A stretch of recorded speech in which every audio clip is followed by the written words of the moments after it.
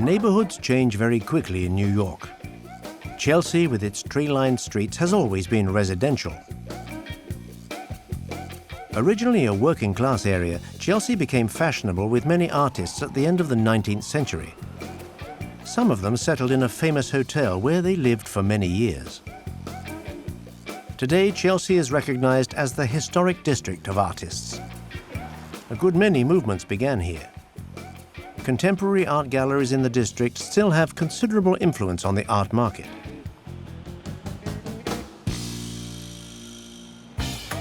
When Chelsea became too expensive, many artists moved further east to Soho, where factories and derelict warehouses provided them with cheap lodgings. Soho was classified as an historic neighborhood in 1973 in recognition of the beauty of its cast iron buildings.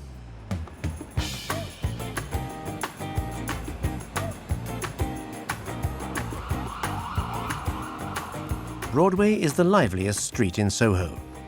The name of the district is the contraction of South of Houston Street. The cobblestones on some streets come right out of the 19th century. The stalls in the street and the laid-back atmosphere are somewhat misleading. Soho has become one of the trendiest districts of New York and one of the most expensive. Here, creativity is everywhere. Imagination still drives the worlds of fashion and art.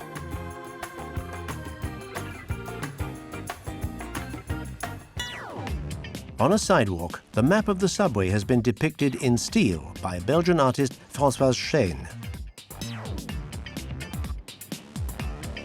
The street is a testing ground for artists.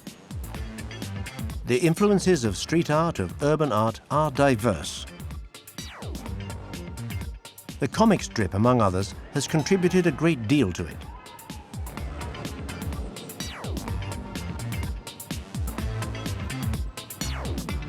Nolita is another abbreviation, north of Little Italy.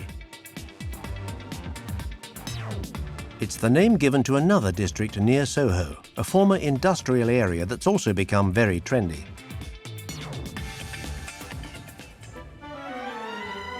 Fleeing rising rents, artists crossed the Brooklyn Bridge, left Manhattan, and went east. The bridge is a very familiar work of art in the New York landscape. It's one of the oldest suspension bridges in the United States. It's become a very popular destination for taking a walk. At the center of the bridge, a large number of love locks have appeared. Completed with a little love note written in the middle of the East River, the padlocks bring a romantic touch to a work that has become one of the symbols of the city.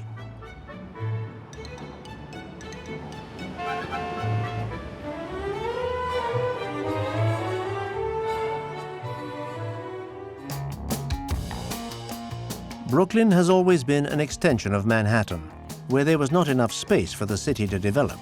In Brooklyn, space is easier to find and so much less expensive than in Manhattan. The residential districts have preserved the charm of the first half of the 20th century, and reasonable rents have attracted New Yorkers in large numbers.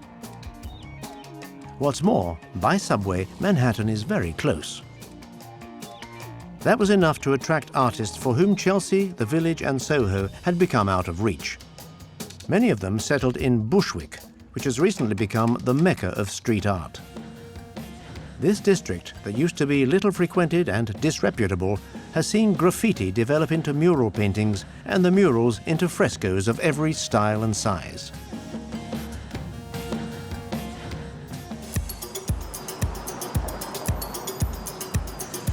In New York, murals have for a long time been a technique used for advertising instead of paper posters. It's not surprising that one of the companies specializing in enormous painted advertisements has its workshop in Brooklyn. Be they for advertising or purely artistic purposes, are these murals not an art form in themselves? It's definitely an art form. We see it more as a trade that goes back to Michelangelo in the Sistine Chapel. We use the same technique that he basically used at that time. It's more than painting an advertising piece. We see it teaching younger generation of artists how to use the brushes, how to paint on facades. Working on a very precise painting on a white wall without any way of standing back to see it implies a great deal of talent, certainly, but also a great deal of experience. That's called the patterning process. That's when we actually project the image that we're going to paint into a roll of paper and trace it with an electropounce machine. In the end, we use that sketch to paint the final product. These mural advertisements demand enormous work, yet at the same time they come and go. The walls are rented for a specific duration.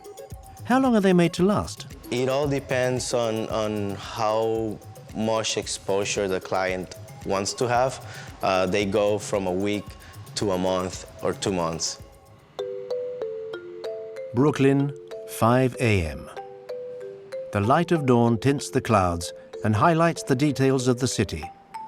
Bushwick slowly wakes up. Sean is a photographer specializing in a very original form of urban art.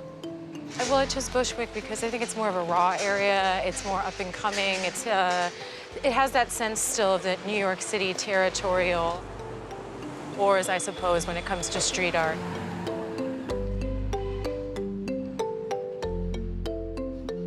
To pursue her speciality, Sean has first to find the right location. Her objective is to hang a pair of shoes on an electric wire and make artistic photographs of them. I always have a spare. There is one aspect to it. The tie came undone, so I'm going to have to just tie in the other end. Sean begins by painting the shoes at her place. The day glow color is crucial. Ready to go. Discretion is essential because the activity is quite simply illegal. Nobody in sight. And there you go. The shoes are in place. All she has to do now is photograph them. This is how, in the streets of the city, shoes become a work of art and mingle into the backdrop of the show. And the second pair. Sean has produced her works of art all over New York and in the suburbs, but also in places quite a bit further away. There's probably about 25, 26 in the greater New York area, mostly in Brooklyn, some in Manhattan, and there are a pair in Paris, a pair in Rome, and soon to be Sydney. Pairs of shoes hanging from electric wires is a phenomenon that you see in many American towns, but especially in certain districts of New York. They're not all works of art, so what is all this about?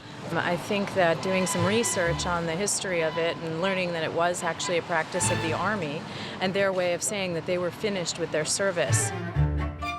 Thanks to the imaginations and the talent of artists, it's now Bushwick's turn to become a trendy district for New York art.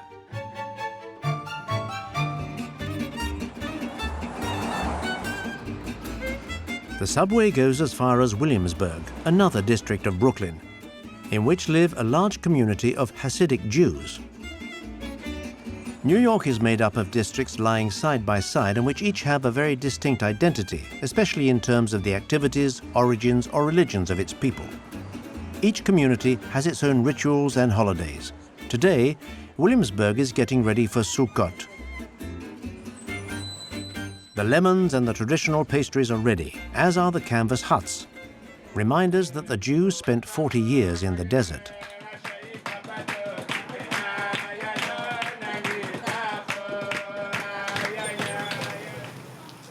Rabbi Michel Cohen, a Frenchman, is organizing the festivities.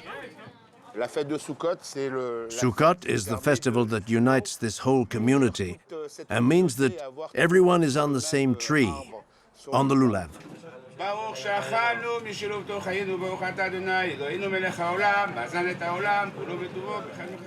It's a festival of happiness, of unity, and the festival of all the social classes. And later on, we're going to dance the night away.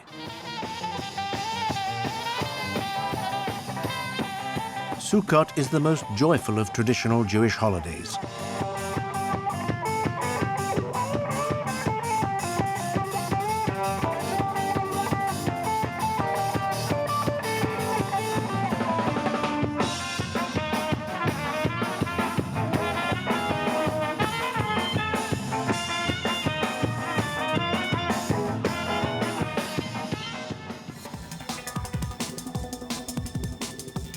The city of New York is constantly on the go.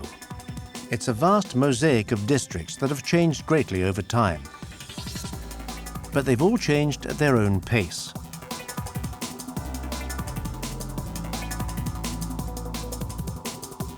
One of the most authentic districts of New York stretches from north of Central Park to beyond 125th Street, Harlem.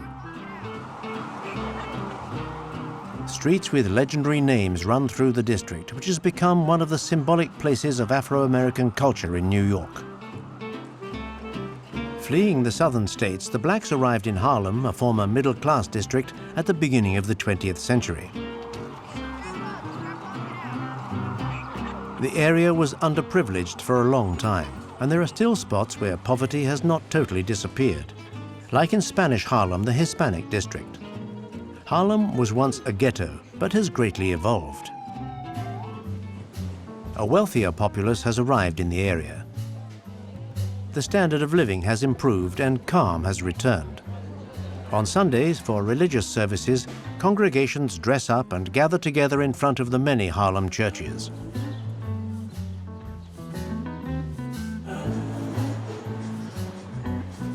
The street art here takes its inspiration from important figures in the black community.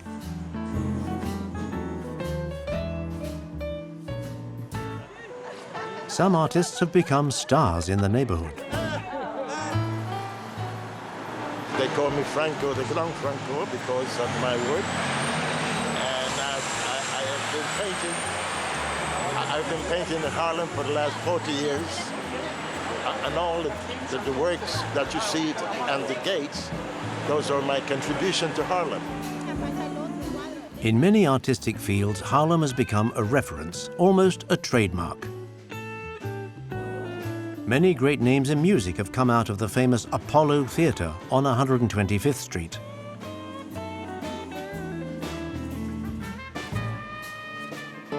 The rebirth of Harlem includes the restoration of its architectural heritage.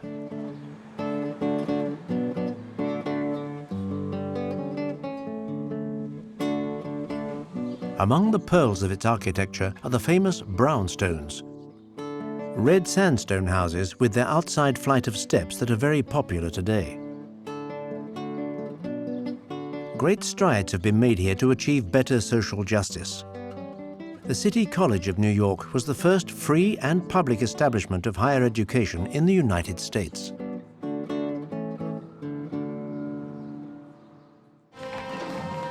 After decades of crises and collapse, the district is discovering a newfound prosperity. But for all that, Harlem has not lost its soul, thanks especially to music.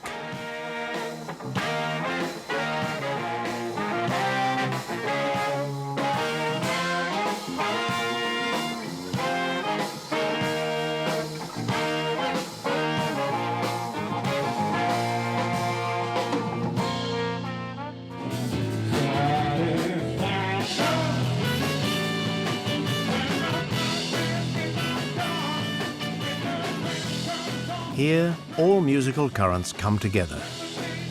Harlem is the capital, black cultural capital of the world. From jazz to R&B to hip-hop to blues, even rock and roll. I think Harlem's omnipresent.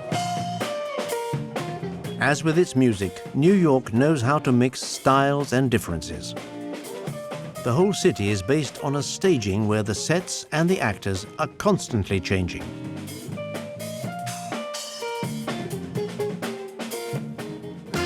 New York is a stage.